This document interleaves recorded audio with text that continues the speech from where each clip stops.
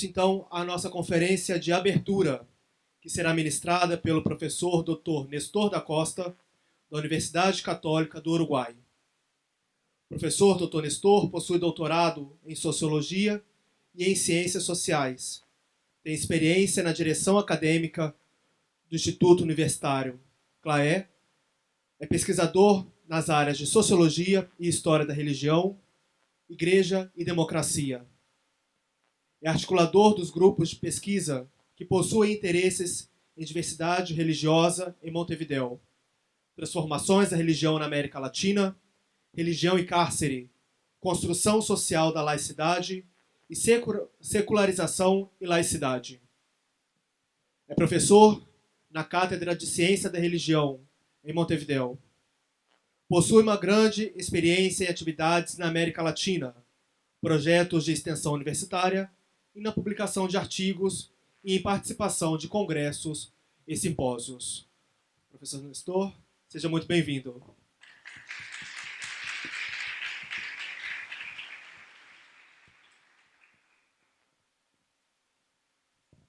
Buenas noches. Voy a tener que hablar en español porque si no, no me entenderían. Quiero agradecer a los organizadores, que es la primera vez que vengo a un congreso organizado por los alumnos también, y es digno de señalar a todos los organizadores en la invitación, en la acogida estos días aquí en Judefort. A ver si podemos abrir la presentación. Esa.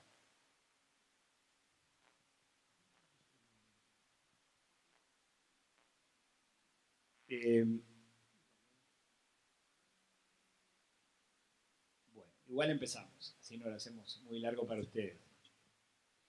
Lo que me pidieron que compartiera con ustedes fueron algunas reflexiones sobre la laicidad, o lo que es laicidad, las formas en que se manifiesta en distintos lugares, y un poco hablar del futuro también de este tema y de esta temática en América Latina, y no solo en América Latina. No sé si ustedes saben que Uruguay tiene un régimen de laicidad muy fuerte, muy similar al francés, con una clara separación entre iglesia y Estado, entre público y privado, donde lo religioso fue desplazado a lo privado a principios del siglo XX. Para ir específicamente a hablar más de laicidad, empezar diciendo que el término no evoca significados únicos. Es un término polisémico, es un término que tiene significados variados según distintos contextos culturales. Quizá empecemos diciendo que es necesario, cuando hablamos de laicidad, hacer algunas distinciones mínimas, porque tenemos un problema terminológico en términos de laicidad, de secularización.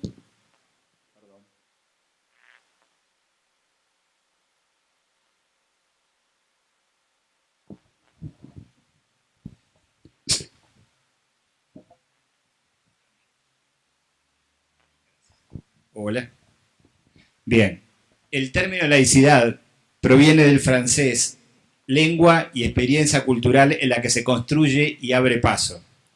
En inglés se suele utilizar el término secularism, o sea, secularismo.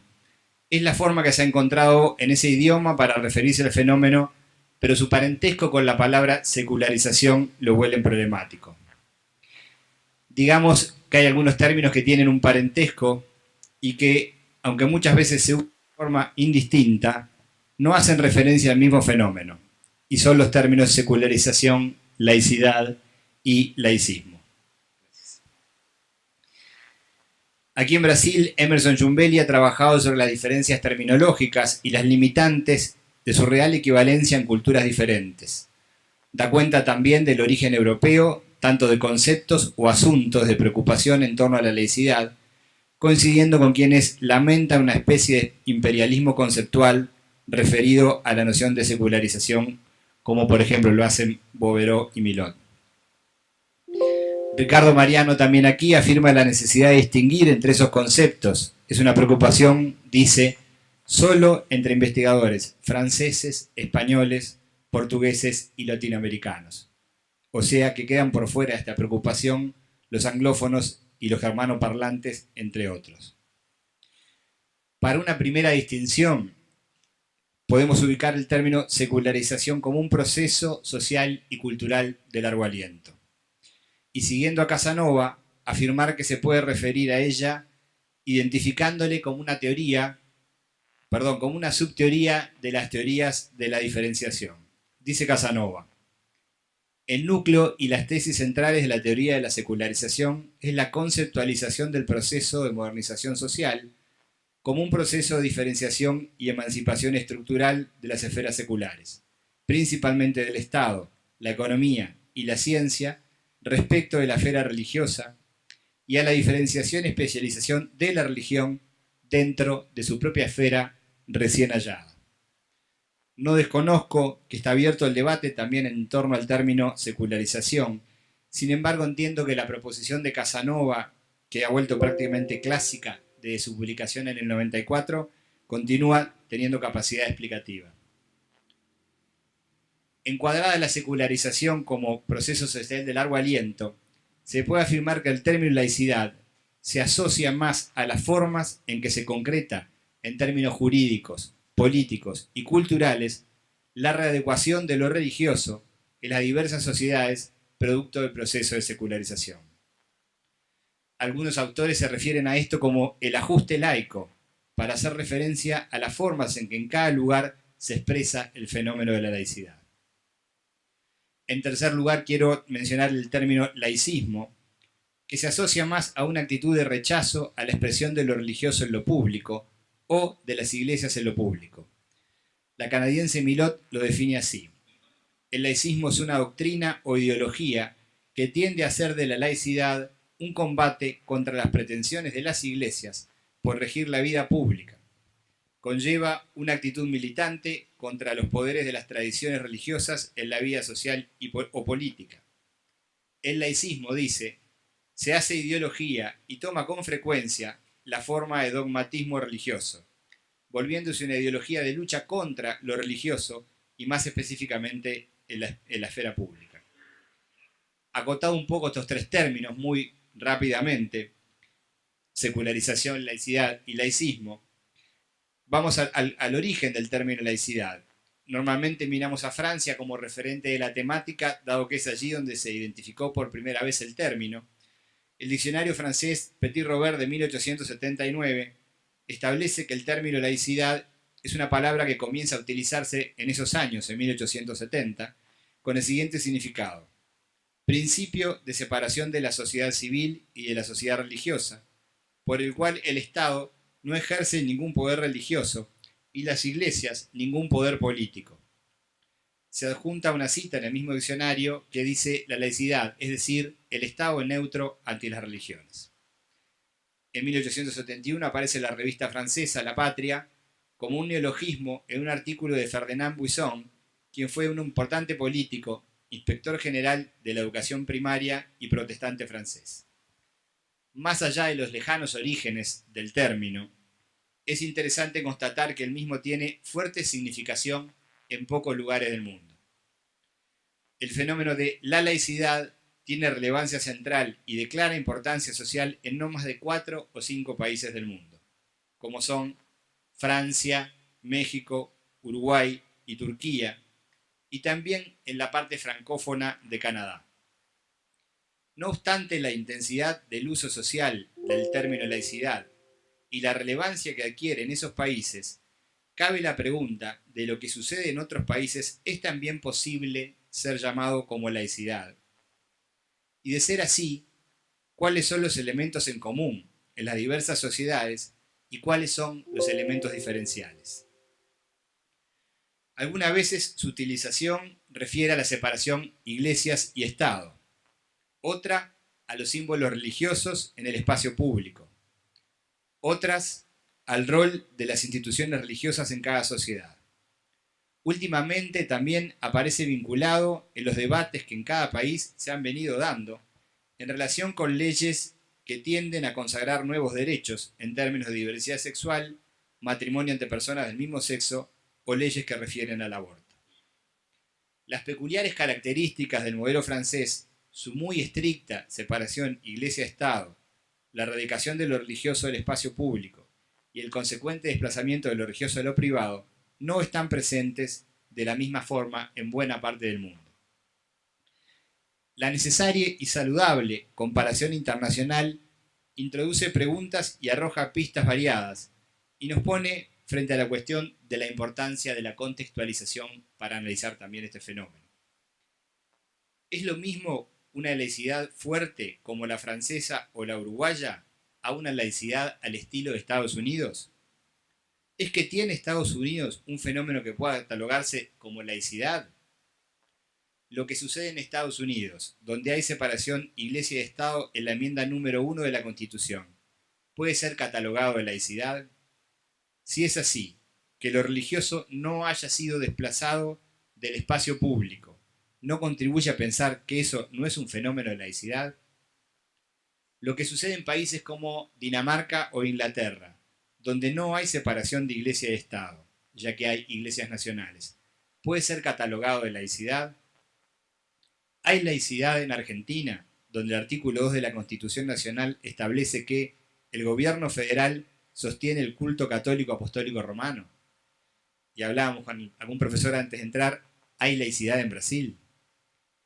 Sumemos a esto que en idiomas como el inglés o el alemán, como se dijo, hace relativamente poco que se utilizan palabras para poder expresar el equivalente al término laicidad, lo que nos habla de la baja significación que el fenómeno tiene en esas culturas. ¿Solo es pasible de ser llamado como laicidad lo que emerge en la forma que asumió en Francia? Un buen camino para empezar a respondernos estos y otras preguntas es el de desesencializar, o sea, no sacralizar una forma histórica concreta, sino avanzar a comprender los elementos componentes en un contexto dado, en actores diversos, historias particulares diversas, disputas, acuerdos, dinámicas entre los actores en los contextos culturales, políticos, ideológicos propios. O sea, quitarle al término la capacidad de ser uniexplicativo, que solo pueda explicar los fenómenos de una sola manera. En este camino están varios autores, algunos de los cuales citaré hoy, como Baveró, Miló, Portier, Cady y Hard en el norte, Blancarte, Esquivel, Camurza, Yumbeni, Mariano, Montero en América Latina y aquí en Brasil, cada uno con su énfasis diferencial. En la literatura especializada hay un cierto consenso acerca de la necesidad de aproximarse al fenómeno en términos contextuales, móviles, historizados, alejados de definiciones normativas, aunque también encontraremos algunas definiciones normativas. El francés Bouguereau indica: no se trata de construir un paradigma sobre la laicidad, y señala que para su análisis es necesario abandonar la pretensión abarcadora, inclinándose más por la construcción de tipos ideales que quizá, afirma, aporten más a la comprensión. Marcelo Camurza, aquí en Brasil, comparte el enfoque de evitar un encuadre teleológico o normativo donde un modelo universal sirva de paradigma. Bouguereau y Miló han trabajado por su lado y también conjuntamente en una propuesta de caracterización de la laicidad, centrada en 4 énfasis o parámetros. El primero, no sé si no funcionó, ¿no? Bueno, 4 parámetros que se veían más claramente en la pizarra. El primero es la libertad de conciencia. El segundo, el principio de no discriminación por motivos de religión o convicción. O sea, libertad de conciencia y no discriminación. Y a su vez establecen que estos 2 parámetros son las finalidades de la laicidad, las finalidades fundamentales. Los otros 2 parámetros o énfasis son identificados como los 2 medios principales para alcanzar esas finalidades, y son la separación y la neutralidad. Volvamos sobre la explicación de ellos. Al analizar la libertad de conciencia como primer parámetro, indica que dentro de ese concepto se pueden encontrar 2 polaridades en función del uso social o el énfasis de favorecer o excluir la libertad de religión. Lo que está diciéndonos Bouguereau es que uno puede encontrar una sociedad que se fortalezca la libertad de conciencia promoviendo la exclusión de lo religioso, y que se fortalezca la libertad de conciencia promoviendo la inclusión de lo religioso. O sea que los parámetros no tienen un significado único y dan posibilidades de interpretaciones múltiples. No hay una única forma de entender la libertad de conciencia, lo que también acontecerá con los demás parámetros. Vamos a encontrar en cada uno de los parámetros que tiene interpretaciones diversas, aplicaciones diversas. El segundo parámetro, el principio de la no discriminación por motivo de religión y convicción, uno de los desafíos que el propio Bouguereau expresa sobre este parámetro es el que tiene que ver con la dificultad que tiene de definir los límites entre qué es discriminación y qué no lo es en cada sociedad concreta. Vayamos ahora a los otros dos parámetros, la separación y la neutralidad. Cuando se refieren a separación, no lo restringen solamente a una separación legal y formal en una ley o en la Constitución del Estado, sino a que en situaciones donde, aunque no exista separación legal, en la práctica opera como existiera una ley. Y ese es el caso, por ejemplo, de Dinamarca o de Inglaterra. Allí no existe separación institucional entre iglesias y Estado, pero en los hechos, o sea, para la toma de decisiones de la conducción política cotidiana, por parte del Estado, se opera como existiera. O sea, si bien no hay separación iglesia-Estado, el Estado opera con total independencia de las iglesias, sin que eso sea un problema. El cuarto parámetro es el de la neutralidad. La neutralidad del Estado puede ser una de las características fuertes de la laicidad francesa y también de la uruguaya. También esa neutralidad tiene expresiones y significados diversos. Podemos encontrar en ella el énfasis de neutralidad como prescindencia. El Estado es neutro y por lo tanto no mira las religiones, no le importan, ni las tiene en cuenta. O el Estado es neutro y atiende a todas las religiones porque no toma posición por ninguna. Bouguereau entiende que estos cuatro parámetros se conjugan de manera diversa al interior de cada uno, como decíamos recién, y en relación a los otros tres, y que son parte resultante de conflictos, negociaciones y relaciones de fuerza entre los actores sociales y las interpretaciones por las que ellos pugnan, lo que lleva necesariamente a conjugar el término laicidad en plural. O sea, se puede hablar de laicidad cuando nos referimos a él en términos analíticos, pero necesariamente hablaremos de laicidades cuando nos referimos al análisis concreto en un territorio, en una comarca. Sobre esta proposición de cuatro parámetros y su conjugación, Milot construye una tipología de la laicidad a manera de tipos ideales weberiano, que se presenta como una interesante herramienta para el análisis de las diversas formas que asume el arreglo laico. Estas 6 modalidades de laicidad son, vamos a mencionarlas varias veces para que la podamos visualizar, lo que ella llama la laicidad separatista, sería la 1, la laicidad anticlerical o antirreligiosa, la 2, la laicidad autoritaria, la 3, la laicidad de fe cívica, la 4, la laicidad de reconocimiento y de colaboración, la quinta, de reconocimiento la quinta y de colaboración la sexta. Y voy a mencionar brevemente alguna caracterización de cada una de estas 6 tipos de laicidades. La laicidad separatista pone el énfasis en una división casi tangible entre el espacio de la vida privada y la esfera pública. Este tipo de laicidad implica una separación tajante entre las instituciones públicas y los símbolos religiosos, así como una cierta exigencia a los representantes del Estado y a los agentes públicos para que no manifiesten de ninguna manera su pertenencia religiosa. La laicidad anticlerical o antirreligiosa está marcada por la centralidad del anticlericalismo o de la actitud antirreligiosa. Cualquier manifestación religiosa es vista como una alienación o como un retraso y casi ofendería al conjunto de la sociedad secular. La laicidad de tipo autoritario es aquella donde un Estado se independiza radicalmente de poderes religiosos que considera amenazantes para el ejercicio del gobierno. Este es el caso típico de Turquía de Atatürk de 1937. La laicidad de tipo fe cívica es la que se constituye en un conjunto de valores sociales que se encuentran en la base de la sociedad política, y cualquier pertenencia religiosa está sospechada de debilitar la adhesión política. El quinto punto, la laicidad de reconocimiento, está caracterizada precisamente por el reconocimiento de la autonomía de pensamiento de que cada ciudadano es portador. Postula, ligado al trabajo de Axel Honneth y su teoría del reconocimiento. Según Millot, este tipo da primacía a la justicia social por el hecho de que la libertad de conciencia y de religión, lo mismo que la igualdad, son derechos inalienables. Todas las concepciones de la vida, excepto las que perjudican los derechos de otro, merecen la misma protección por parte del Estado.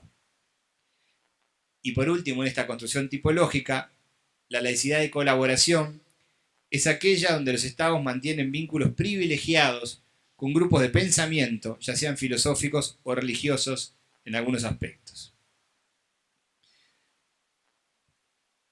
Esta caracterización, que entiendo que es un aporte, también tiene críticas razonables. Por ejemplo, para Jumbelli, este tipo de categorización sobre la base de principios no poseen capacidad heurística, siendo preferible aceptar otros criterios. No obstante, afirma que este tipo de forma de definir secularismo y laicidad a través de modelos o principios y de sus elementos es a la vez necesaria e insuficiente. Hay también otros enfoques analíticos sobre la laicidad, de los que pasaré algunos muy rápido. Solo citaré rápidamente al sociólogo francés Raphaël Yogier, que identifica la laicidad acotándola a una ideología, la ideología que reafirma y legitima la separación de la Iglesia y del Estado. En América Latina, el mexicano Roberto Blancarte es uno de los que más ha producido sobre la temática de la laicidad.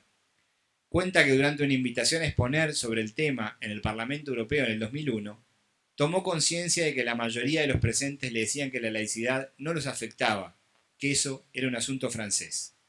De donde avanzó hacia identificar cuál era el punto clave para caracterizar el fenómeno, trascendiendo el modelo francés. Propuso así que la caracterización base de un régimen de laicidad es cuando las instituciones políticas dejan de estar legitimadas por lo sagrado, y no solo el gobierno, sino los partidos, todo el entramado que constituye un régimen político, ya no tiene forma de legitimidad sagrada, sino que están legitimados por la soberanía popular. Entre las publicaciones de los últimos años sobre esta temática se encuentran varios autores brasileños, y mencionaré rápidamente algunos de ellos que han contribuido al debate.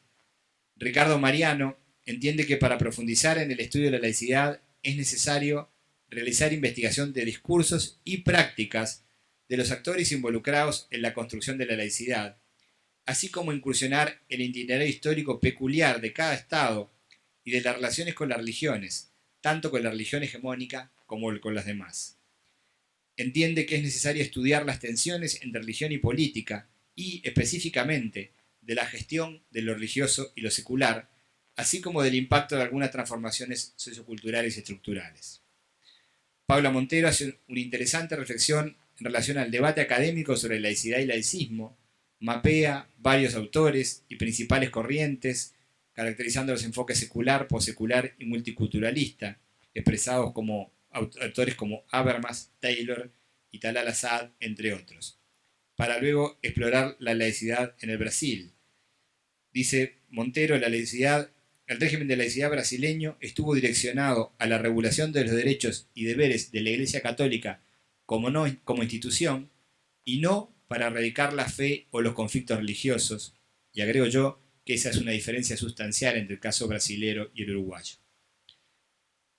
Jumbelli propone conceptualizar las formas por las cuales los estados y las sociedades modernas lidian con lo religioso como modelos de regulación.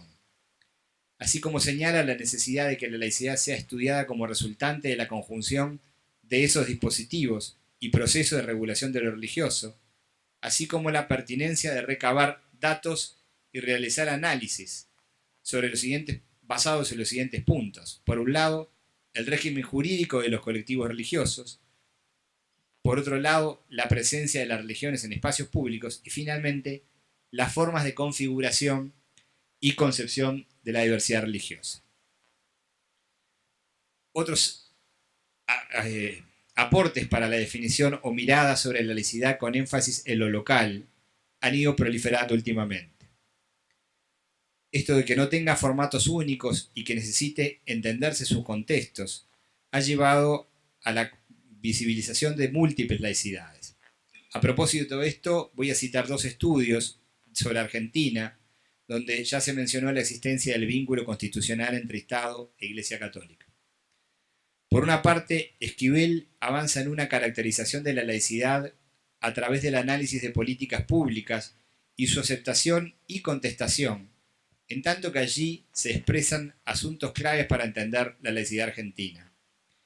Aboga por una consideración más compleja de la trama de vinculaciones entre lo estatal, lo político, lo cultural y lo religioso. Lo analiza más específicamente en el cruce de rasgos confesionales de largo aliento y persistentes en la política argentina con el establecimiento de leyes en materia familiar, sexualidad y reproducción distantes de las principales instituciones confesionales. En este cruce, caracterizaciones de laicidad o 6 énfasis según los distintos actores. Un énfasis como que pone el acento en la obligación de los legisladores de ratificar un estado de cosas que ya existe en la sociedad. Otro énfasis como aspiración. La laicidad del Estado es algo deseable que todavía no se alcanzó, pero se está en camino. Un tercer énfasis como herramienta transformadora de las políticas públicas y las sociedades en un sentido más democrático y plural. Un cuarto énfasis de laicidad negativa, pensada como un acuerdo de neutralidad para resguardar el Estado de las hegemonías religiosas entendidas como doctrinarias. El laicismo se comprende como una suerte de resistencia por parte de los representantes políticos a la presión ejercida por grupos religiosos. En clave del laicismo, el quinto énfasis, actitud militante de promoción de la laicidad estatal que aparece como una clave de identidad, y en el sexto énfasis, como arreglo capaz de garantizar el pluralismo, la libertad de creencias y la igualdad entre estas creencias.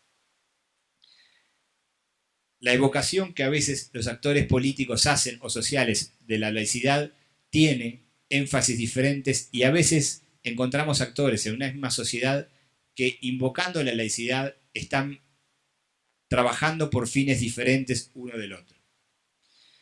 Los análisis centrados en prácticas y discursos de los actores sociales, país por país, podría arrojar pistas para la comprensión de las laicidades contemporáneas.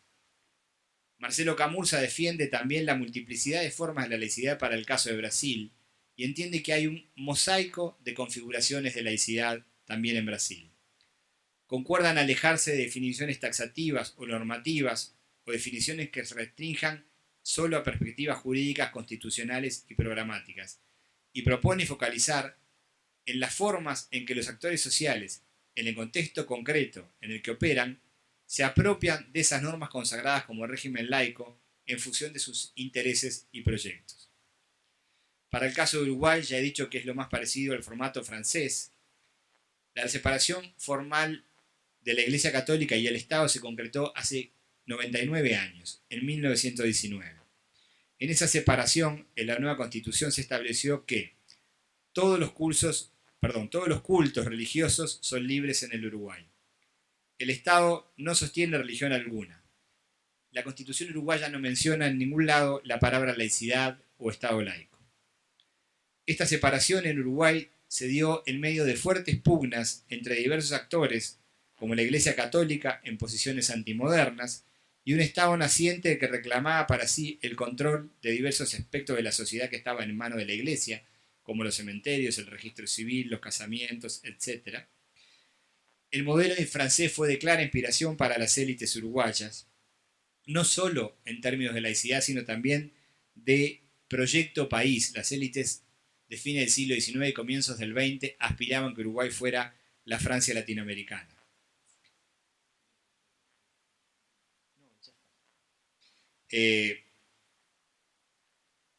Disculpen.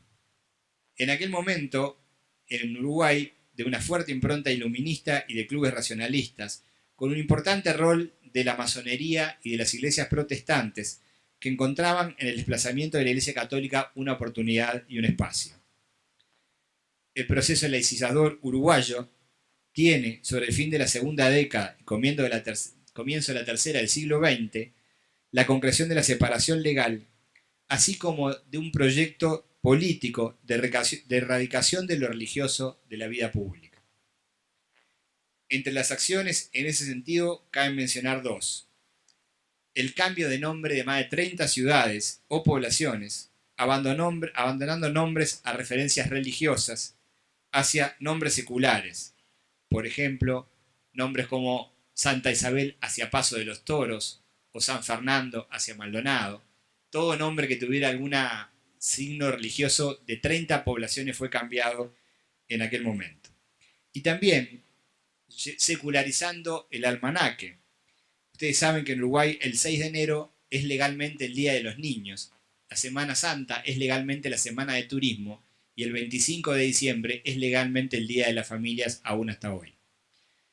Había un proyecto de clara erradicación de lo religioso, entendido como oscurantismo, como algo que había que abandonar y dejar atrás para ir hacia el futuro, que tiene hasta hoy fuerte arraigo en ciertos sectores sociales. Efectivamente, la Iglesia Católica fue desplazada hacia los márgenes de la sociedad, volviéndose algo privado. Pero también fueron desplazados todas las formas de creer hacia lo privado, saliendo ya no solo estatal, sino también de la pública. El formato uruguayo se basó en un gran componente anticlerical y antirreligioso, y si analizamos algunas de las principales posturas sobre la laicidad uruguaya, encontraremos que la tendencia fundacional hegemónica tiene aún mucha vigencia y fortaleza. Los debates sobre laicidad son en general sobre la introducción de asuntos religiosos, sesgos político-partidarios, sistema educativo estatal, o sobre la introducción de imágenes normalmente vinculadas en el espacio público. Por ejemplo, fue muy discutida la instalación de una cruz en el centro de Montevideo en conmemoración de la visita de un papa al Uruguay, que finalmente quedó allí, o el año pasado se discutió y se negó la solicitud de jerarquías católicas de instalar una imagen de la Virgen María en el espacio público. La instalación de una imagen de Iemanjá en el espacio público en la Rambla de Montevideo no tuvo ni discusión ni resistencias. Esta posición suele aparecer como ampliamente mayoritaria en el establishment político uruguayo. Aún así, el advenimiento de la diversidad cultural como valor civilizacional comenzó a generar espacios a otras miradas sobre la laicidad, pese a que Uruguay no hace frente a los fuertes fenómenos de diversidad cultural y religiosa que enfrenta, por ejemplo, Europa. Y por primera vez se definió laicidad en un texto legal en el 2008, en la Ley General de Educación, se definió de la siguiente manera: el principio de laicidad asegurará el tratamiento integral y crítico de todos los temas en el ámbito de la educación pública, mediante el libre acceso a las fuentes de información y conocimiento que posibilite una toma de posición consciente de quien se educa. Se garantizará la pluralidad de opiniones y la confrontación racional y democrática de saberes y creencias. Solo una vez desde que se promulgó la ley hubo un debate público que apeló a ella, y fue cuando la hija de los pocos refugiados sirios que hay en Uruguay comenzó el ciclo escolar, que fue cubierta con el pañuelo islámico, y allí el ex vicepresidente Sanguinetti apeló a que no podía hacerlo porque era violar la laicidad, término muy común en Uruguay, que era violentar la laicidad. Finalmente las autoridades, apelando a esta ley, le permitieron a la niña concurrir con el pañuelo islámico a cursos. Nuestra laicidad, la uruguaya, tiene una fuerte impronta, como decíamos, orientada a desmantelar el catolicismo en sus formas tradicionales, y a desterrar las creencias del escenario público. Las iglesias protestantes acompañaron fuertemente el proceso laicizador uruguayo de fines del siglo XIX y comienzos del XX, en el entendido que buscaba el desplazamiento de la iglesia católica, pero no esperaban un desplazamiento de todo lo religioso a la esfera privada, como establecen hoy investigaciones históricas de Jay Monat. Y para ir terminando, quisiera señalar algunos puntos de desafío del futuro sobre el asunto, el complejo asunto de laicidad y qué es y qué no es y cómo dar cuenta de él, que puede impactar en los formatos y contenidos de los diversos arreglos laicos. Me parece pertinente hacer referencia a algunas reflexiones que tienen su origen también en Europa y en Estados Unidos o Canadá, lo que quiere decir que no necesariamente sean aplicables a la diversidad de casos latinoamericanos, más bien que entiendo que no. Uno de los desafíos proviene de posturas o corrientes filosóficas y está referido a énfasis o lugar asignado a los seres humanos en tanto individuos, sujetos de derecho, en función de planteos que pueden ser categorizados como poseculares, como el de Charles Taylor. Taylor enfatiza que la laicidad tiene que ver con el Estado democrático y la diversidad, y no con el Estado y la religión. Por lo tanto, entiende que el Estado debe asegurar la libertad religiosa y proteger a las personas en su pertenencia y o práctica, sea cual fuera la perspectiva que ellas escojan o en la cual se encuentren. También debe tratar a las personas igualmente, cualquiera sea su opción, lo que implica que el Estado no puede conferir un estatus privilegiado a cualquier creencia, sea esta religiosa o secular. Y también prestar oído a todas ellas. No hay ninguna razón para dar destaque a la religión en oposición a los puntos de vista no religiosos, seculares o ateos. De esta postura se desprende que un aseguramiento de un trato igualitario a todos, sin excepciones por parte del Estado democrático, implica a todas las minorías, sean estas étnicas, religiosas, seculares o sexuales. ¿Cuál será el impacto de este posicionamiento filosófico en la construcción específica de laicidades en el futuro? Tendremos que explorarlo. Otro de los desafíos que quería mencionar tiene también su origen en Europa. En los últimos tiempos ha ganado terreno en la literatura especializada europea el término gestión del pluralismo religioso. Esta expresión aparece como efecto del impacto de las importantes migraciones internacionales que se han radicado en Europa, diversificándola y generando una mayor visualización de las minorías religiosas en la esfera pública.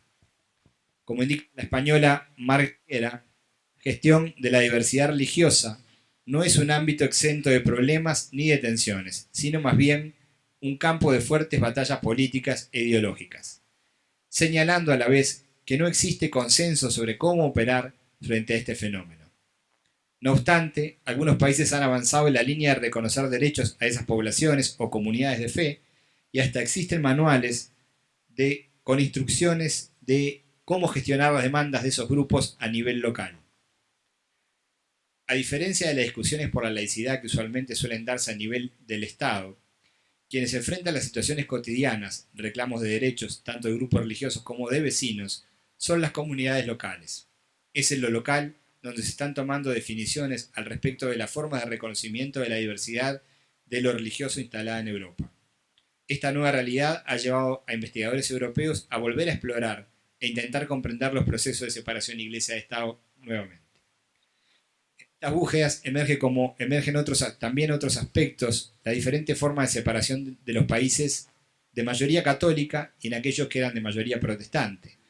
Los primeros, los de mayoría católica, estuvieron signados por fuertes enfrentamientos, en tanto que los segundos fue vivido sin esas tensiones ni violencia, tal como lo señala François Champion. Griera indica que el crecimiento de la diversidad religiosa implica y fuerza a los estados a buscar mecanismos para favorecer el reconocimiento y facilitar la gestión pública de esas otras religiones, lo que es potenciado por la creciente relevancia de las instituciones europeas e internacionales en gestión de diversidad religiosa. Afirma, en cierto modo, si tradicionalmente las disputas públicas habían sido forjadas alrededor del eje religión versus laicidad, en la discusión actual el eje se traslada hacia el binomio iglesia mayoritaria versus pluralismo. Al respecto, el Tribunal Europeo de los Derechos Humanos ha ido creando una jurisprudencia que hoy configura el corpus normativo europeo en la materia. Un corpus que, en general, protege a las minorías religiosas de los abusos y o la arbitrariedad de los estados en la materia. Todo lo cual implica que los antiguos mecanismos de gestión de las relaciones Iglesia-Estado se encuentran en procesos de redefinición. Este es un desafío que por el momento parece ser solo europeo, o al menos es europeo el origen de la necesidad de redefinición, así como es europea una estructura supranacional que puede caminar hacia conjuntos de políticas comunes, aunque sea en este caso a través del Tribunal de Derechos Humanos de Europa. Para el caso de América Latina no parece ser este el origen de los desafíos futuros. Sin embargo, podemos encontrar algunos desafíos que pueden involucrar diferentes países. Un tipo de desafíos o demandas pueden estar asociados a aspectos ya mencionados, la diversidad como valor y como derecho, y sus expresiones político-normativas, o sea, las disputas por lo que se ha dado en llamar nuevos derechos y las nuevas políticas públicas al respecto, y cómo eso encontrará alineados y en disputa actores religiosos, ideológicos y políticos en su vínculo con el Estado. Hablar en Brasil en este momento de la historia implica necesariamente referirse al peso político de algunas iglesias y la forma de expresarlo, o al vínculo entre religión y política. No es nuevo que las iglesias o las religiones tengan relevancia política en este país, y lo han tenido y lo tienen de diversas formas. Hace ya tiempo que los grupos religiosos tienen una incidencia nada desdeñable en la política local. Y este es uno de los desafíos para la relación iglesia-estado, política, para el presente y para el futuro. ¿Qué derrotero seguirá en América Latina? No lo sabemos. Por suerte, soy de los que está convencido que los sociólogos no somos buenos haciendo predicciones, salvo en contextos de encuestas electorales.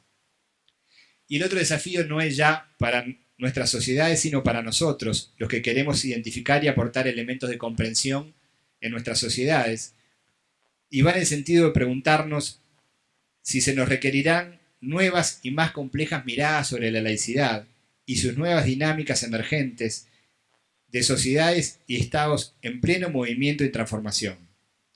Varios de los caminos señalados brindan pistas en ese sentido, pero son eso, pistas. Y habrá que transitarlas y convertir en nuevos análisis sobre la compleja realidad de lo político, lo religioso, lo público, lo privado, el Estado, la democracia y los derechos en América Latina. Muchas gracias.